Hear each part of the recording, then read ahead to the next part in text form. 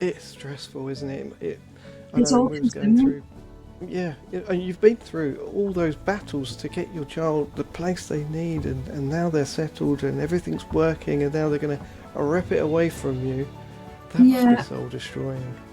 I think it just, and you must be the same. Everything's a battle, every single thing, you know. So it's a year and a half's wait to get onto to speak to the incontinence team. You know, so one of the biggest things that we have for Gabe is we can't get him in after school provision, or we can't get him in holiday clubs and stuff like that because he has nappies and they don't do personal care. And we've tried goodness knows how many times to do the toileting thing, Oh, and he just doesn't understand. So, but a year and a half to get onto the to speak to the incontinence team.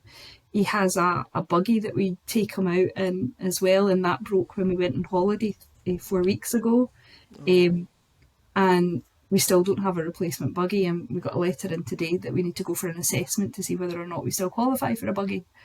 And it's things like that, just getting out in the environment. You know, if you don't have changing places for children, you know, you have them for babies, you don't have them for 6-year-olds, so you can't go out if he needs changed, and you can't go out if he's going to run away because you don't have the buggy to kind of keep him safe in. And it's these basic things we're fighting these day in, day out. You've already got the stress of having a child with complex needs as it is, and that's a stress.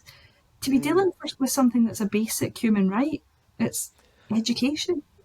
I was going to ask you about that. I'm glad you mentioned that because it just brought my memory back. My brain goes all over the place. That's the ADHD. So in England, every child has a right to an education. Do you Yep. have that same legal protection? Yes. So they've got a term in Scotland, I don't know whether they use it in England as well, GIFREC, getting it right for every child. Oh, okay. And I think it ties back to some of the UN principles, which one of which is the right to education. And this is what's fascinating for me, because you know we're in Falkirk Council, and before we had the kids we were in Glasgow, and North Lanarkshire, so we've been in different council areas. But when I speak to other parents, it's a different system in each of the areas. They do Mm, this differently. um, okay.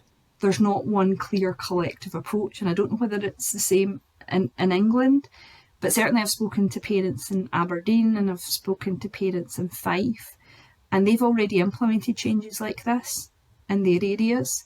And they did it the way that Falkirk Council tried to do it 2 years ago, under the radar, without going through public consultation, which legally they have to do. So part of the opportunity here for me is this is part of a broader conversation, because lots of other councils, particularly if Falkirk get away with this, will look to do the same. So we're trying to bring people in and say, you know, this is your opportunity to object before it comes to your area.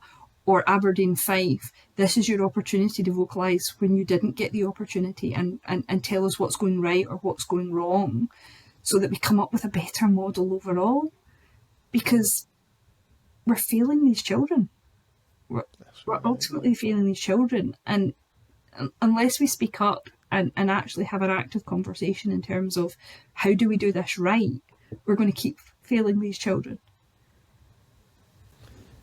So true, Karen Jane.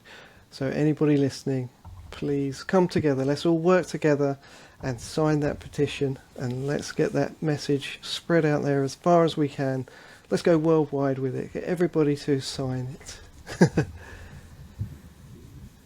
Thank you so much for joining me. Thank It's you. been an absolute pleasure having you on board, and I wish you all the very best of luck with that. We'll do everything we can to support you, and we'll get this message out, and hopefully anyone listening will resonate with your stories and put themselves. Just all it takes is a signature. So that's all. What was that? Less than a few seconds. Yeah, less than a few seconds. So thank you everyone. Arigato. Thank you everyone for listening, and thank you Karen Jane once again for joining me. Thank you.